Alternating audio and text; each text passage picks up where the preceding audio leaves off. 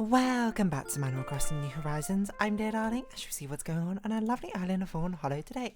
Fawnhallow today. Yes, what are we going to talk about today? I'm not really sure. Anyone else know that apparently there's a Shrek 5 that was like teased today? Wild, huh? Maybe that just blew your minds. Maybe I didn't. Maybe you were just like, I already knew that, in which case, fair enough. Apparently you're more on top of things than I am when it comes to movie teasers. I literally saw it from like a meme or something.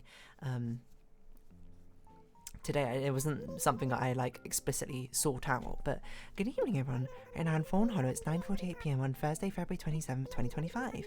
Leif is here, or Leif, still don't really know how to say his name. I sort of just make it up every time. Yeah, what are we going to talk about today? I'm not really sure.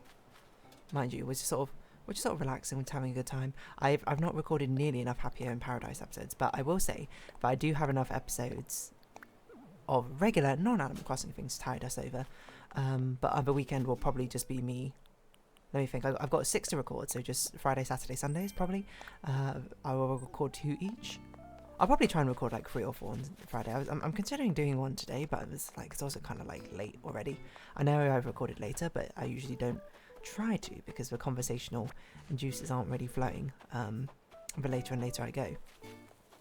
And plus, I'm going to be real with you, the new Honkai Star Rail patch, like I want to play the new mission because I didn't get a chance to yesterday. So yeah. What are we going to talk about? I don't know. There's Shrek post. Oh, yep, the new Pokemon Legends game was announced. Pokemon Legends Z to A. I haven't played a Pokemon game for ages. Like the last one I've played, quote, is Sword and Shield, which I haven't even finished. Like, I think there's a lot of them I haven't finished. Like, it's a way that goes to Pokemon games. I play all the way and up to like the Elite Four or like the 8th gym, and then I stop and pause for a while for some unfathomable reason, and then I never get back to it. Then like a decade later, I'll come back to it and be like, oh yeah, I should finish this game. At least that's what happened with X and Y. Like I played all the way up to the Elite Four, and I just never got around to the Elite Four, and then I was like, I should finish it. And then I fought the Elite Four, and then I was like, cool. And then I didn't do any other post-game stuff. Similar with Sword and Shield, except I haven't fought the final gym battle. Yeah. I think I've spoken about this before in Sword and Shield, because there's actually quite a few designs I wanted. I was like, I can't pick 6 new Pokemon to bring onto my team. So I was like, let's just have multiple teams. So I picked 18 of my favourite Pokemon, which was definitely way too many. And then I was like, okay, so this is fine. But also, it also means I need to train these Pokemon, because I want to keep them like sort of like even keel. And then I was like, oh man, training loaded teams is really pointless. I don't really want to do this anymore. And thus I never finished off for really no apparent reason. But yeah. That's what happened with me and my Pokemon. My Pokemon games, never got back around to it. And it's almost a shame that you can only have a team of 6 or something in Pokemon. I understand, like, if Pokemon were real, let's not go into the sort of, I don't know, the legality of making animal-like creatures, I suppose, fight, even if you do argue willingly. But, like, I understand there would need to be, like, a tournament format, and 6 seems like a good number for it in the first place, but I feel like I would have probably more. Well, I don't know, actually. Because I was going to say I would probably have more than 6 Pokemon. That's probably, for sure. I would like have an Emporium or something, not an Emporium. I would like what? Hold on, it's got to catch them all, but you can only have 6 Pokemon. Answer me this, Ash Ketchum. But I can see me like trying to do that. I'm a bit of a collector, you see. If I say like that, it's strange. But also at the same time, maybe I wouldn't get Pokemon at all. I mean, it's not like we don't have our own weird, wacky, and wonderful animals, I suppose, that exist in real life. And I don't have any pets. So maybe that like is a reflection of the fact that maybe I just wouldn't have Pokemon or something if I grew if Pokemon were going to grow up. It was a very sobering sort of thought, because I mean, looking after Pokemon seems surprisingly easy, or whatever, with portrayals in anime and video games, etc, etc. They kind of just like get along with you mostly, right? They don't have like, well, I mean, they have special requirements and stuff, but there's a lot of animals which need very like specific needs because, I mean, they're like not domesticated, I suppose. I guess maybe the argument here is that every Pokemon could be domesticated, question mark? I don't really know how, you know, how the details of Pokemon world work, but it's not like we don't have our own wacky, wonderful, crazy animals, which, while they don't have the magical powers, I suppose, that Pokemon have. Excuse me. They would at least be along the same lines of intrigue, right? The sort of thing where you'd be like, oh yeah, this is an interesting enough animal. Like, I mean, you might be like what animals are you thinking of? Like, I'm not thinking of like your regular house cat, which, I don't know, I mean, there are house cat Pokemon, to be fair. Again, the house cats we have obviously can't, you know, like, cause a barrage of stars to come out and attack their opponent, etc, etc. Our cats are not really spectral. I mean, they are hunters. I guess you might be like pouncing and like slashing and he's meowing or whatever. Maybe that you can sort of pass it off as a bit of an ickle bit of like special attacks or whatever have you. But yeah, I mean, we do have like crazy animals as well. Like, you can't tell me about something you look at like a water scorpion or whatever and be like, whoa, this is like a totally normal animal or whatever. Like, I look at this and be like, that's not weird at all. Well, not weird, but like unusual. That's what I mean. Like, we have our own fair share of crazy animals, and I don't even own like a basic animal. Or look after, I should say, a basic animal or anything like that. I don't mean that in like a disparaging way or anything. Like, there's a lot that should go into think about whether you want to take after and look after an animal or not. So it's definitely not, you know, something that you should just do willy-nilly, is what I mean. But the general thought, at least I have, is the fact that if I'm not even willing to get like a regular animal as a pet or something in real life, like if Pokemon were real, it's not like I would be magically drawn to it. Like, presumably I'd think the same sort of thing, be like, oh, it's a lot of responsibility to look after a Pokemon or something. I'm not even a Pokemon trainer, like what's the point of me doing so? I don't know. I guess in the Pokemon world it's more intertwined with daily lives, but surely there's probably people out there who just don't own a Pokemon being like, yeah, I don't really want to like own a Pokemon, like the insurance costs are really high or something, etc, etc. Not to bog down like a fantasy world with the minutiae of reality, but you know, that's what I'm thinking about it. Because I always had this thought where, like, if you drop me right now into a Pokemon world, because of my experience of being in a Pokemon-less world, then I'd be more inclined to have a Pokemon, because I'd be like, whoa, this is something so completely unique and different for me. Of course, I'd be more wanting to chase that idea of it, right? Not even idea of it, the opportunity which wasn't even an option for me before. But if I was born into the Pokemon world and it already existed, then presumably I would grow up with a similar sort of personality as I do now, and that personality right now doesn't have any pets, so maybe I wouldn't even get any Pokemon to begin with. Now, if the Pokemon world is as centered around these Pokemon battles as it's portrayed in anime and video games, then the actual answer is probably I would get a Pokemon, and probably I would get it as soon as I turned 10, because I was still in some ways can be kind of a bit of trying to be a bit of an overachiever. So I'd probably like get a Pokemon and be like, right, let's be the best or whatever. And then at some point in my life, I'd be like, you know, I don't actually care about Pokemon battles anymore. I'm going to become like a Pokemon contest person or something. I can fully see that happening.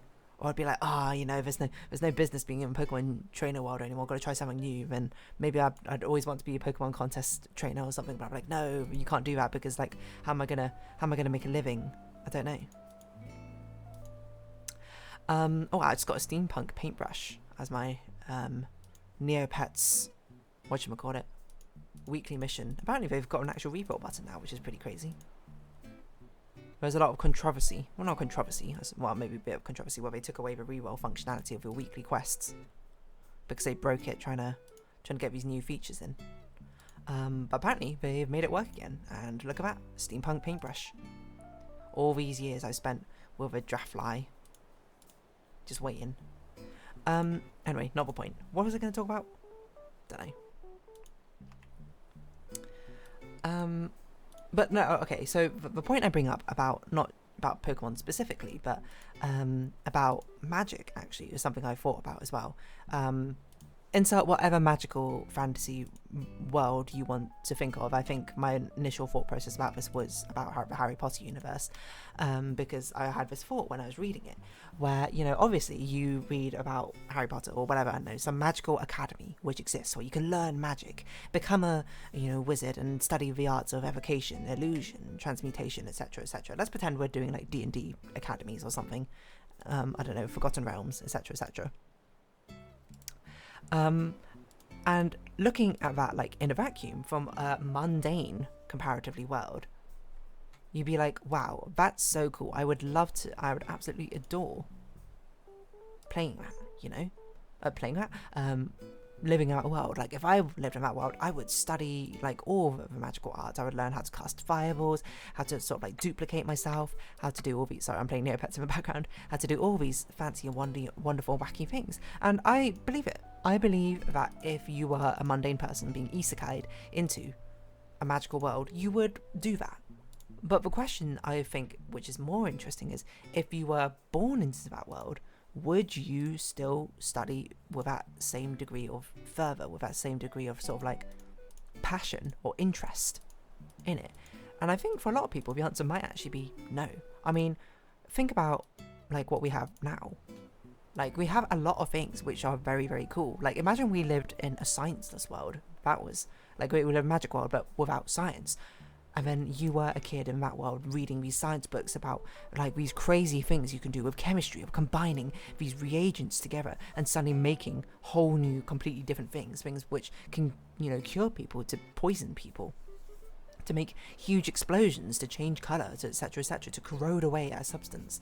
Things like that, which can do miraculous things, if you think about it. Because in a world where you're not exposed to it, that would be miraculous, wouldn't it? And then you think about, like, now you step back from that fantasy world, you live in that world, the science-filled world, instead of a mundane world without science. How much have you studied chemistry in your life? And the answer is probably, unless you're a chemist, not that much. And that's kind of a point I'm making here. Not in a way to sort of like belittle people or anything, because I don't think there's anything necessarily wrong with it. But I think it's an interesting thought. Because I think it's very easy to be like, yes, I would study the heck out of it, under the presumption that I had not known about it before and now have learned that it exists. But if it had always existed, just like, would you reach out to those opportunities with the same degree that you would for opportunities which you didn't even know existed in the first place? You might say things like magic is way cooler than science. Well, and would you agree with that if magic was a natural part of this world? You might see it as like another boring subject. You might be like, oh, I don't want to go to like, I don't know, abjuration class again. I hate learning about defensive magical spells. Why don't we ever learn something cool like I don't know, like electronics, where we can program microchips or something to basically have the equivalent of like a human brain. Stuff like that. Now, that's what I find actually genuinely quite interesting. Because I don't know. I don't know what my response would be. I at least have a basis of the fact that I was quite academic and did like school and like learning things, but I feel like I would be a pretty decent chance if I was born into a magical world instead of a mundane world that we live in. Well, it's also misleading to call it mundane, but I mean mundane as the opposite of magical. But I would probably study those sort of things. I would be Hermione Granger, get a time turner just to take more lessons if possible. I think it kind of goes doubly sort of for someone like Hermione, because she like grew up as like just like a normal person without magic, right? And then got introduced to the world of magic. So she's really living that isekai life, if you think about it. And maybe that's kind of like a reflection of why Hermione works so hard and Ron doesn't, because he was born into the magical world. Never really thought about that. Interesting idea though, isn't it? Anyway, the long and short of what I wanted to say about it is, do you think, like, you had to be very honest with yourself, put yourself into these fantastical worlds, these very popular fantastical young adult or kids or teen or full adult worlds? Would you engage with those systems should you have been born into it? My answer is, who knows? Like, if I was born into Forgotten Realms, would I become an adventurer? And I think the answer was no, I wouldn't have become an adventurer. I definitely would have probably become just like a scholar studying something. But I don't think I would take it further into like greater research. I think I'd probably take it and then I'd probably go get like a secure job working at a adventurers guild or something like that. Or I'd go work in like the equivalent of like a bank in the D&D fantasy world, which is a boring answer, but I think it's probably true. Just using what is happening in my own real world as a sort of relation to it. Now, of course, the situation is different because, of course, if there's a greater emphasis on adventuring is actually quite lucrative in Forgotten Realms compared to the other mundane jobs, which are not as lucrative. So maybe then you'd argue, oh yeah, maybe like a me would be wanting to get the best possible value for money, especially if I'm someone who does a lot of like academic studying. I'd probably be like maybe a pretty decent wizard, maybe I'd be lucky and be born like a pretty decent sorcerer or whatever, and maybe I'd use that to become an adventurer or something. But also, you got to balance up. Like I think me would be pretty risk averse. Adventuring is a pretty dangerous occupation, which I'm not sure if I'd want to engage with on that level. I don't know. So with Pokemon, would I want to do that? Would I want to travel the world and be like, oh yeah, let's, get all these Pokemon gym badges? The answer is, I don't think so. I think if I'm to map out, if I was born into a Pokemon world, what would happen? Raised with Pokemon probably is normal. I'm going to assume my family have a normal relationship with Pokemon where maybe they try to be a trainer for a while, but then, like, they've retired to be just, I don't know, work regular jobs or something. I hit 10 years old. I start out my Pokemon trainer adventure journey, which is, by the way, crazy that it happens at 10, traveling around the world. But even then, I don't think maybe I can see myself not wanting to do that at 10. I can see myself maybe wanting to do that as a teenager, but probably not at 10 years old. I don't think I had that adventurous spirit. Or maybe I'd be like one of the Pokemon trainers who start much later in life. Like maybe I would go through that academic, like, because there are Pokemon schools or whatever. Maybe I'd become like a Pokemon researcher, and then I'd pivot that into becoming a Pokemon gym or contest trainer or something like that later on in life. I can see that happening. I don't know. That was a loud clap. I didn't mean for it to be so loud and resonant, but it's interesting to think about.